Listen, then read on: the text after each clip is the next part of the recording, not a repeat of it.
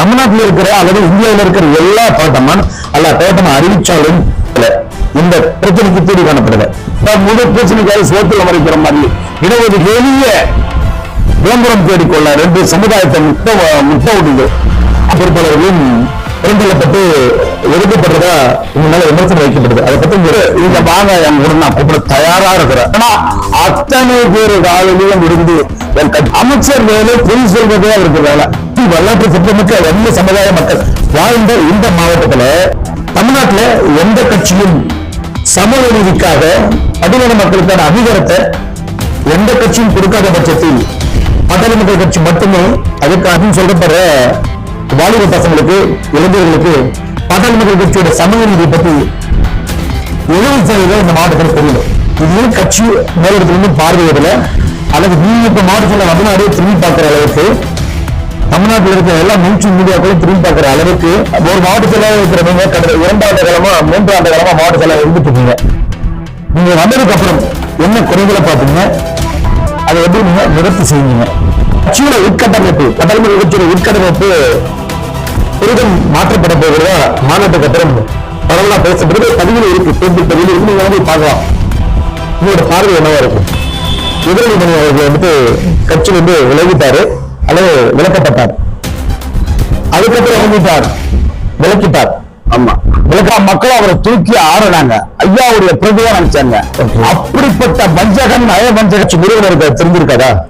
தெரிந்ததா அவர் last வரைக்கும் அவனே போய் 2024 களை கட்சி திருவண்ணாமலை மாவட்டத்தில் களை எடுக்கப்பட்டது. அதனால சில நபர்கள் வெளியேறப்பட்டாங்க. சில பேர் இன்னும் வெளியே போகாம இருக்காங்க. இருக்கிற 6 தொகுதியிலுமே பாட்டாளி மக்கள் கட்சி சார்பா ஓட்டு குறைஞ்சிருக்கிறது. ஒரு புரிதலுக்கான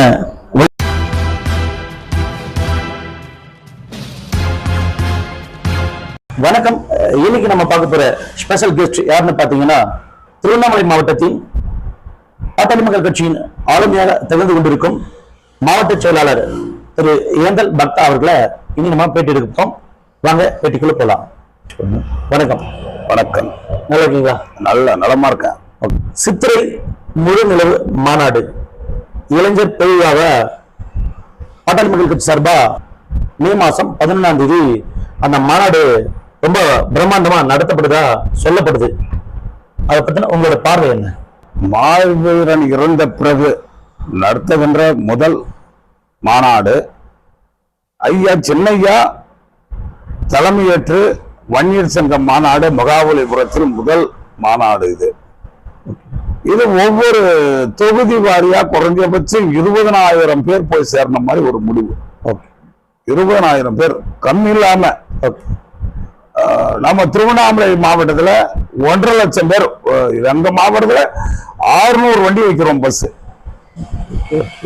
எங்க மாவட்டம் சொன்னா திருவண்ணாமலை தொகுதி, கீழ்பண்ணாத்தூர் தொகுதி 600 பஸ் மட்டும். எங்களால் அதுக்கு மேல காரு வாகனம் அவங்க குடும்பத்தோட வராங்க.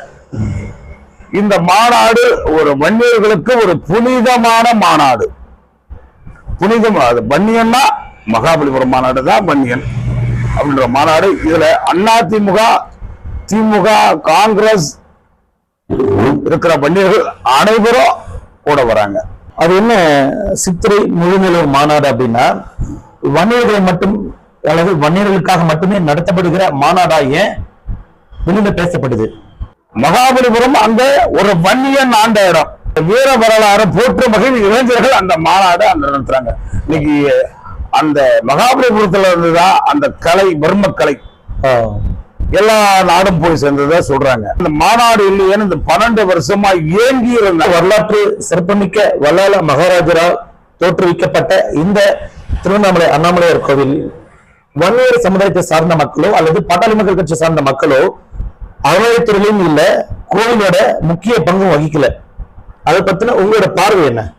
ஆளும் அரசு எங்களுடைய மக்களை அந்த கோயில் இன்னைக்கு ஒரு பெரிய சூழல் இருக்குது.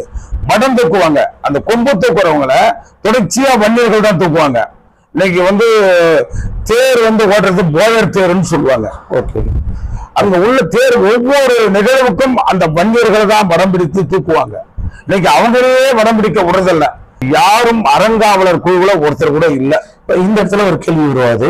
மக்களோட பிரச்சனைகளுக்கும் சமூக நீதி பிரச்சனைகளுக்கும் திரு மருத்துவர் ஐயா குரல் கொடுத்திருக்கிறாரு. ஆனா திருவண்ணாமலை மாவட்டத்துல கடந்த 45 வருஷமா வன்னியர்கள் அந்த கோவில புறக்கணிக்கப்படுகிறாங்க.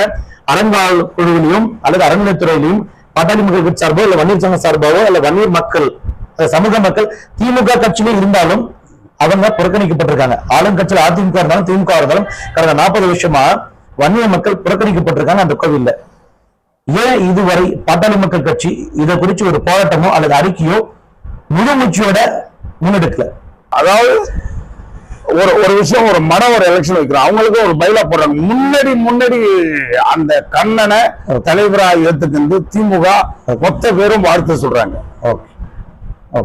அந்த வேலை வைத்து திமுக நீங்க தான் இந்த மரம் வேலை வைத்து அந்த வேலை வைத்து திமுக அந்த வன்னியர் மரத்தை திறக்கிறாங்க. அந்த வன்னியர் மரத்துல இந்த வன்னியர் பிள்ளைகளுக்கு சில சலுகைகள் ஊக்க பரிசு கொடுக்க நான் அறிவிக்கிறாரு வேணுகோபால் கவுண்டர் எம்பி, முன்னாள் எம்பி. அதான் நாங்க என்ன சொல்றோம், ஓய்வு பெற்ற நீதி அரசரோ இல்ல IAS IPS ஓய்வு பெற்றவங்களோ வேற யாரு வந்தாலும் அவங்களுக்கு அவங்க மூலியமா பரிசு கொடுக்கணும் நாங்க சொல்றோம். நாங்க சொல்லிட்டோம், நல்லது இல்ல, நீங்களே கொடுங்க வேணுகோபால் அவர்களே, நீங்களே கொடுங்க, உங்களை விட வேற யாரும் தேவையில்லைன்றோம். இருந்தாலும் நிறுத்தப்படுகிறார். குறுக்கிடுவது மன்னிக்கணும். இந்த கேள்வியை நான் வச்சேன் அப்படின்னா, சித்திரை முழுநிலவு மாநாடு வன்னியர் பெரு இளைஞர்களுக்காக நடத்தப்படுவதுன்னு சொல்லப்பட்ட நீங்க, அப்ப இவ்வளவு பிரசித்தி பெற்ற வரலாற்று சிறப்புமிக்க அந்த வன்னிய மக்கள் ஏன் அந்த அண்ணாமலையார் கோயில புறக்கணிக்கப்படுகிறார்கள் ஒரு பரவலா பேசப்பட்டதுதான் நான் கேள்வியை வச்சேன். அதனோட நிச்சயம் இன்னொரு கேள்வியை நான் வைக்கிறேன். நான் திரும்பவும் அந்த கேள்வியை வைக்கிறேன். தமிழ்நாட்டில் இருக்கிற அல்லது இந்தியாவில் இருக்கிற எல்லா பிரச்சனைக்கும் முதல் குரலும் கடைசி குரலும் அவர் போராட்டம் பண்ணா, மருத்துவர் ஐயா போராட்டம் பண்ண அல்ல போராட்டம் அறிவிச்சாலும் 100% அது செயல் திட்டமா மாறுது. ஏன் கடந்த 40 வருஷமா திருவண்ணாமலை கோவில் இன்னமும் வச்சுங்க, திமுக வச்சுங்க, அதிமுக வச்சுங்க, ஏன் திருவண்ணாமலை கோவில் அடுத்த திருப்பதியா பார்க்கப்படுகிற திருவண்ணாமலை கோவில் ஏன் இன்னும் இதுக்கு தீர்வு காணப்படல? இந்த பிரச்சனைக்கு தீர்வு காணப்படல? நாங்க தொடர்ச்சியா அவர் சொல்லிட்டோம், நாங்க இடஒதுக்கீடு அத்தனையும் இடஒதுக்கீடு வேணும்ன்றோம். கோயில்ல கூட இடஒதுக்கீடு எங்களுக்கு கொடுங்க. அவர் அமைச்சர் என்ன சொல்றாருன்னா, இடஒதுக்கீடு வன்னியர்களுக்கு அதிகமான இடஒதுக்கீடு தரான், ஆனா கோயிலுக்கு கொடுக்க மாட்டாரு.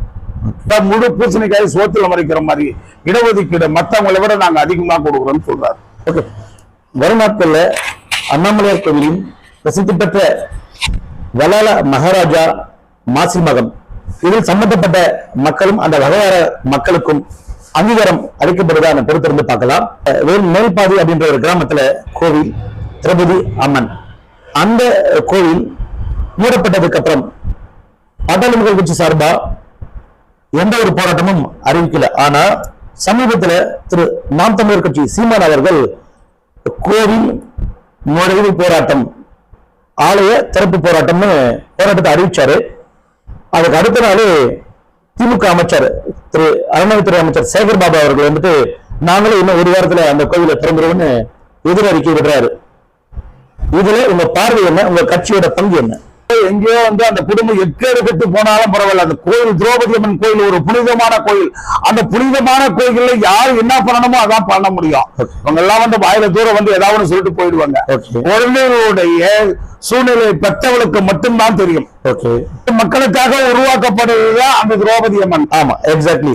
அப்போ அந்த கோவிலோட அம்மனுக்காக ஏன் பாட்டாளி மக்கள் கட்சி கடந்த 1.5 வருஷமா போராட்டத்தை அறிவிச்சு இல்ல போராட்டத்தை அறிவிக்கிறோம் இல்ல எதிர்க்க சட்டப்பேரவை ஆளுங்கட்சி எதிர்த்தோ ஏன் போராட்டத்தை அறிவிக்கல? போராட்டம் அறிவிக்கணும்னு உங்களுக்கு தெரியுமா? கோவில் மூடுறதுக்கு முன்ன போராட்டம் நடந்தது சார். தமிழக அரசு திட்டமிட்டு இரு சமுதாயத்துக்கிடையே பிரச்சனைகளை தூண்டி விட்டு எளிய விளம்பரம் தேடிக்கொள்ள 2 சமுதாயத்தை முட்டை விடுது. அந்த விஷயத்துல ஐயா அந்த சமுதாய மக்கள் மத்தியில முட்டக்கூடாதுன்றதுக்காக சில விஷயங்கள் குறைஞ்சது. நீங்க பார்த்திருப்பீங்க, அதுல ஒரு தலைவர் சொல்றாரு, புது மணி ஆட்டு வரா புடுங்கு வரா புடுங்க முடியுமா? இதெல்லாம் விமர்சிக்கப்பட்டது. அது விமர்சிக்கப்படுது. அது ஐயா இந்த மக்கள் மேல வச்சிருக்கிற ஒரு பெரிய எண்ணத்தால அதுக்கு எதுவும் பதில் கொடுக்கல. இந்த சமுதாயம் கூட அவர் பாட்டு கிளப்பிட்டு போடுவார். அனுபவிக்கிறது இரு சமுதாய மக்கள் இளைஞர்கள் தான் வாழ்வாதாரம் போயிடும். ஓகே, இதுல அந்த கோவில் திறக்கப்பட்டதெனில் மக்களோட எண்ணங்கள்ல எந்த கட்சி ஓட் பேங்க கன்வெர்ட் ஆகும்னு நினைக்கிறீங்க? மக்களுக்காக பாமக அந்த கோவில் விஷயத்துல சில வழிமுறைகள் அதுல உண்டு. அந்த வழிமுறை மாற்றமில்லாத நடக்கும். அதில் எந்த விதமான ஐயமும் தேவையில்லை. 2022 அப்புறம் மாவட்டத்தில் வந்ததுக்கு அப்புறம் சில ஆலோசனை கூட்டத்திலும் சரி, சில போராட்டங்களும் சரி, சில மீட்டிங்லும் சரி, சில முன்னாடி இருந்த கட்சி பொறுப்பாளர்களும் அல்லது முக்கிய பொறுப்பாளர்களும் புறந்தள்ளப்பட்டு ஒதுக்கப்படுறதா உங்க மேல விமர்சனம் வைக்கப்படுது. அதை பத்தி உங்களோட பார்வை என்ன, அல்லது அதுக்கான பதில் என்ன? அது சொல்றது, நீங்க சொல்ற வாக்கியம் அத்தனையும் பொய். முன்னணி பொறுப்பாளர்களும் மூத்த பொறுப்பாளர்களும் தொடர்ச்சியா என் கூட தான் இருக்கிறாங்க. அதுல எந்த விதமான அவங்களுடைய சுணக்கமும் இல்லை. அவங்க சில நேரத்துல அவங்களால வர முடியாத நேரத்துல வரலன்னா அன்னைக்கு ஏன் அவங்க வரலன்னா அவங்க எதனா சொல்லுவாங்க. என் கூட தான் இருக்காங்க. முன்னணி பொறுப்பாளர்கள் அத்தனை பேரும் அழைத்து உங்களோட தொடர்பில் தான் இருக்கிறாங்க. அப்படி ஏதாவது ஒண்ணு இருந்தால் அவங்களிடம் சென்று நான் பண்ணது தப்பு, நீங்க வாங்க என் கூட நான் கூப்பிட தயாரா இருக்கிறேன். அதுல எந்த வித கட்சி 2026 ஆட்சி அமைக்கிறேன்னா அத்தனை பேரு காலிலையும் விழுந்து என் கட்சியினுடைய முன்னணி பொறுப்பாளர்களை என் கூடவே இந்த கட்சிக்கு ஐயாவுக்கும் சென்னையாவுக்கும் பாமகவுக்கும் உறுதுணையாக இருக்கணும்னு கூடவே இருப்போம். எங்களுக்குள்ள எந்த விதமான மனவேதனையும் எல்லாம் கட்சி பண்ணதான் வந்திருக்கிறோம். அமைச்சராக இருக்கிற திமுக கட்சி அமைச்சராக இருக்கிற திரு இளவேல் அவர்கள் வந்துட்டு திரு அன்புமணி அவர்கள் மீது ஒரு விமர்சனம் வைத்திருந்தாரு. தர்மபுரிக்கு ஒரு நிலைப்பாடு, திருவண்ணாமலைக்கு ஒரு நிலைப்பாடு அப்படின்னு ஒரு விமர்சனம் வச்சிருந்தாரு. மாத்தி மாத்தி பேசுறாங்க அப்படின்ற மாதிரியான ஒரு விமர்சனங்களை சட்டமன்றத்துல கூட்டத்தொடரில் வச்சிருந்தாரு திரு வேல் அவர்கள். எதனால அந்த விமர்சனத்தை அவர் வைத்தாரு, அதை குறித்து உங்களோட பார்வை என்ன? அமைச்சர் வேலை பொய் சொல்வதே அவருக்கு வேலை. அவர் என்னன்னா அவருடைய ஆட்களவே சொல்லுவார், விலை கொடுத்தா யாரு வேணாலும் எனக்கு ஓட்டு போடுறான், நீ ஓட்டு போட தேவையில்ல. விலை கொடுத்தா பணம் கொடுத்தா வேற ஆள் பொறுப்பாளர் வரா. அவன் கட்சிக்காரங்களே பேசக்கூடியவர் அவரு. செய்யாரெல்லாம் அந்த இடம், அந்த மண்ணு தங்கமான விவசாய மண்ணு, அந்த மண்ணை விட்டு கொடுக்க நாங்க தயாரா இல்ல. இவர் விவசாயியா? இவர் விவசாயியே இல்ல. இவர் சொன்னா ஒரு பின்புலத்தை சொன்னா ரொம்ப அசிங்கமா இருக்கும். ஓகே சார், மாவட்டத்துல ஏன்னா இந்த கேள்வி வைக்கிறோம்னா திருவண்ணாமலை மாவட்டத்துலதான் அண்ணாமலையார் கோவில் இருக்கு. திருவண்ணாமலை மாவட்டத்துல மகாராஜா குடிப்பெயர்ந்ததா சொல்றாங்க. திருவண்ணாமலை மாவட்டத்துல தான் விஜயநகர பேரரசுல இருந்து வளரா மகாராஜ் வரைக்கும் போர்ப்படை தளபதிகளும் வாழ்ந்ததா சொல்லப்படுது, போர் தொடுத்ததா சொல்லப்படுது. அப்படி வரலாற்று சிற்பமிக்க வன்னிய சமுதாய மக்கள் வாழ்ந்த இந்த மாவட்டத்துல ஏன் பாட்டாளி மக்கள் கட்சி சார்பாகவும் வேட்பாளர் தேர்ந்தெடுக்கப்படல, சட்டமன்ற உறுப்பினர் தேர்ந்தெடுக்கப்படல, கூட்டணி சார்பாகவும் பரவலா தேர்ந்தெடுக்கப்படல, ஒரு எம்எல்ஏ தேர்ந்தெடுக்கப்பட்டிருக்கிறார். இது எதனாலும் கேட்கிறேன். இல்ல, பாட்டாளி மக்கள் கட்சியினுடைய சார்பில் இந்த மாவட்டத்துல எம்பி வேலு இருந்தார், துரை இருந்தார் எம்பியா. 2 முறை துரை. இந்த முறை வேலு திட்டமிட்டு அவங்களுடைய அரசியல் திட்டமிட்டு காமராசரையே இந்திராவையே ஒரு தப்பான விமர்சனம் பண்ணாங்க. அது மாதிரி மாவீரனை ஒரு பெரிய அயோக்கியனா விமர்சனம் பண்ணாங்க. இவங்க படு பாதாள அயோக்கிய பசங்க திருப்பி மாவீரன் வார்த்தையை பார்த்து யூஸ் பண்ணுங்க சார். ஒரு அயோக்கிய அரசியல் பண்றவங்க ஒரு அற்புதமான மனிதரை ஒரு தப்பா சித்திரம் வரைந்து இந்த வேலு அவர் அயோக்கியத்தனத்தை மறைத்து ஒரு அற்புதமான ஆளை ஒரு தப்பா விட்டாங்க. இந்த மக்களுக்கு தெரியல. மக்கள் கட்சி, சமூக நீதி கட்சி, பாட்டாளி மக்கள் கட்சி இரு சமூகத்தையும் ஒற்றுமையோட வட மாவட்டத்துல பொதுச் செயலாளர்கள் வந்து பட்டியலின மக்கள் தான் இருக்கிறாங்க. ஆனா பாட்டாளி மக்கள் கட்சியின் முதல் பாராளுமன்ற உறுப்பினரும் பட்டியலின மக்கள் தான். தமிழ்நாட்டுல எந்த கட்சியும் சமூக நீதிக்காக பட்டியலின மக்களுக்கான அங்கீகாரத்தை எந்த கட்சியும் கொடுக்காத பட்சத்தில் பாட்டாளி மக்கள் கட்சி மட்டுமே அதுக்கான முழு சுதந்திரமும் பட்டியலின மக்களை உறுப்பினராக ஆக்குச்சு, பொதுச் செயலாளராக ஆக்குச்சு, சட்டமன்ற உறுப்பினராக ஆக்குச்சு. அப்படி இருந்த பாட்டாளி மக்கள் கட்சி அவங்க சமூகம் அதிகமா வாழ்ந்துட்டு இருக்கிற திருவண்ணாமலை மாவட்டத்துல ஏன் புறக்கணிக்கப்படுதுன்னா என்னோட கேள்வி ஆதங்கமாகவும் இருக்குது. என்ன மாதிரியான நெறியாளர்களோட ஆதங்கம் இதுதான். இது பொதுப்படியான விஷயம் தான். இது கட்சி சார்பற்ற இந்த விஷயங்களை நான் முன்னெடுக்க, இது பொதுப்படியான விஷயத்தான் இந்த கேள்வி வைக்கிறேன், ஆதங்கத்தோடு தான் இந்த கேள்வி வைக்கிறேன்.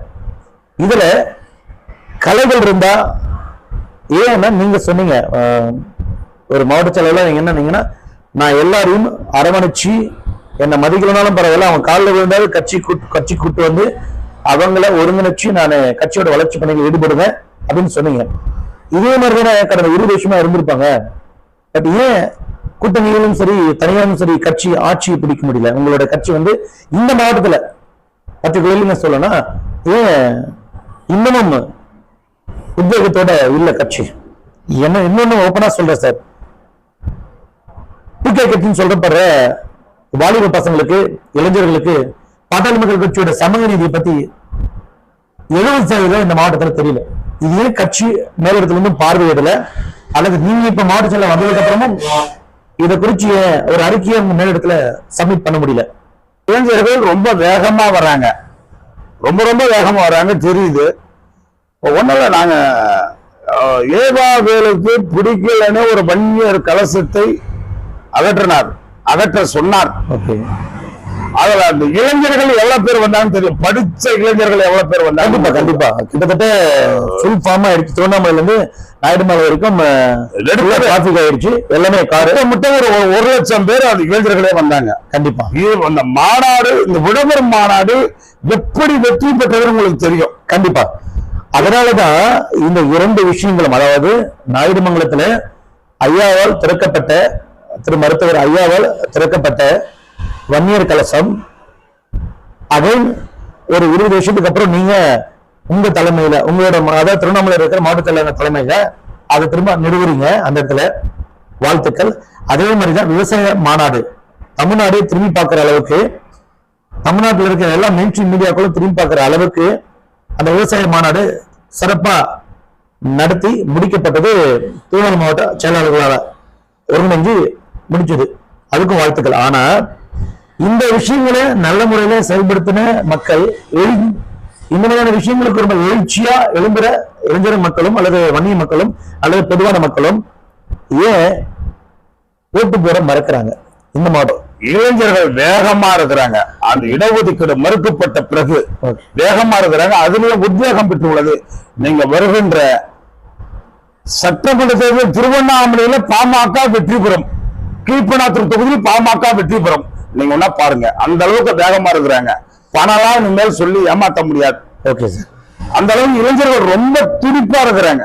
கடலூர், அரக்கோணம், தர்மபுரி இப்படி சொல்றீங்க இல்லையா?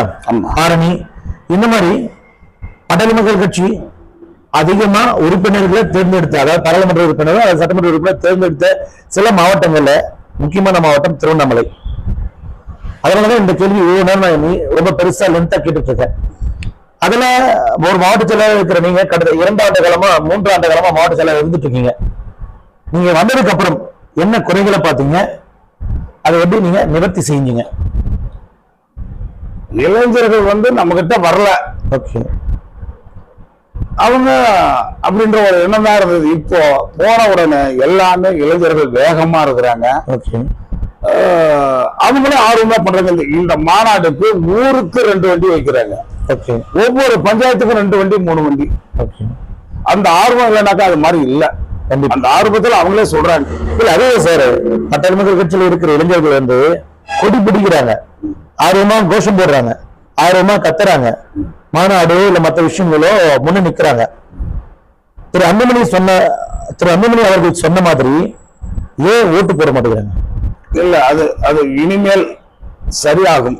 அந்த விவரம் இல்லாம, அதாவது அந்த பரிசு பொருட்களுக்கு நான் ஏற்கனவே சொன்ன பரிசு பொருட்களுக்கு நீங்கள் அடிமையாக்க மாட்டார்கள். இளைஞர்கள் உணர்வுபூர்வமாக இந்த முறை வாக்களிப்பார்கள். அதில் எந்த ஐயமும் இல்லை. குறிப்பா திருவண்ணாமலையில நீங்க பாருங்க, வர சட்டமன்றத்துல நீங்க பாருங்க, திருவண்ணாமலையில பொதுமக்கள் மத்தியில நாங்க கொண்டு போற அணுகுமுறை எப்படி இருக்குன்னு நீங்களே விசாரிச்சு தெரிஞ்சுங்க. மேலு கீழே விழுவது உறுதி. மாவட்டத்துக்கு திரு திருமாவளவன் அவர்கள் வருகை தரும் மாநாடு நடக்கும் வேளையில சில இடங்கள்ல பேனர் கிழிக்கப்பட்டதா பாட்டாளி மக்கள் கட்சி மேல குற்றச்சாட்டுகள் காவல்துறையால் வைக்கப்பட்டது. அதை எப்படி நீங்க டேக் ஓவர் பண்ணி சரிப்படுத்துனீங்க? கட்சி தொண்டர்களை எப்படி நீங்க வழிநடத்துறீங்க? இது காவல்துறை திட்டமிட்டு எங்களை சேராத அரசு பார்த்துக்குது. ஓகே. அந்த ஷெட்யூல்ல மக்களும் வன்னியர் மக்களும் ஒன்னாக கூடாதுன்னு அவங்க பாத்துக்கிறாங்க. அந்த மூளையை செலவு செய்து காவல்துறை பண்ண வேலை, அரசு பண்ண வேலை. வன்னியர்களும் ஆதரவாளர்களும் ஒன்றாக இருக்கிறோம். இரு சமூக மக்களும் ஒரு தாய் மக்களா தான் இருக்கிறீங்க. இரு மக்களும் ஒன்றாக வாழற மாதிரி இது வரைக்கும் எந்த பத்திரிகையாவது செய்தி போட்டிருக்கா? இரு தாய் மக்களும் ஒன்றாக வாழ்வதற்கு ஏதாவது செய்தி போட்டிருக்குதா? ஏதாவது கதை தொடர் எழுதி இருக்குதா? எந்த செய்தியாவது இருக்கட்டும், எந்த பத்திரிகையாவது இருக்கட்டும். உங்க கட்சி பாட்டாளி மக்கள் கட்சி அங்கம் வகிக்கிற, அதாவது 2024 பாராளுமன்ற எலெக்ஷன்ல கூட்டணியில இருந்த என்டிஏ கூட்டணியில் இருந்த பிஜேபி தலைமை தாங்கின பிஜேபியோட மாநில தலைவர் அண்ணாமலை அவர்கள் பதவி விலகுவதாக அல்லது பதவி பறிக்கப்படுவதாக பேசப்பட்டது. உங்களோட பார்வை என்ன? இது அவங்க அரசு இல்லைங்க, அவங்க கட்சி. அதெல்லாம் எங்களுக்கு எதுவும் எங்களுடைய பார்வை எதுவும் இல்லை. ஓகே. அது எதுவும் சொல்றது வரும் 2026 பாட்டாளி மக்கள் கட்சி யாரோட கூட்டணி எதிர்பார்க்கலாம்? கூட்டணி தலைமை முடிவெடுக்கும். ஏன்னா அரசியல் சித்தாந்த முதிர்ச்சி பெற்ற ஒரு தலைவர் அவர். கூட்டணி வைக்க அவருக்கு தெரியும். அப்படி கூட்டணி வைக்கும் போது அதை உங்க கட்சி மக்களாலும் உங்க கட்சி தொண்டர்களாலும் கட்சி பொறுப்பாளர்கள் விமர்சிக்கப்படுது, பரவலா விமர்சிக்கப்பட்டது. 2026 அதே போல விமர்சிக்கப்படுமா? அல்லது கூட்டணி ஐயாவும் சின்னையாவும் யாருடன் கூட்டணியோ அந்த கூட்டணி வெற்றி விமர்சனம் என்பது இருக்காது. பாட்டாளி மக்கள் கட்சி முன்னெடுத்திருக்கிற 10.5 இடஒதுக்கீடு போனதுக்கு காரணங்கள் என்ன நினைக்கிறீங்க?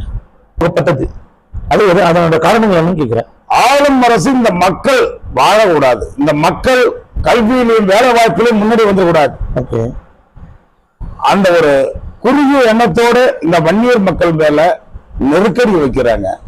எம்ஜிஆர் பார்த்தாங்க இடஒதுக்கீடு கொடுக்குறாங்க, திட்டமிட்டு அவர் ராஜீவ்காந்தி இடஒதுக்கீடு பரிந்துரை பண்ணார்.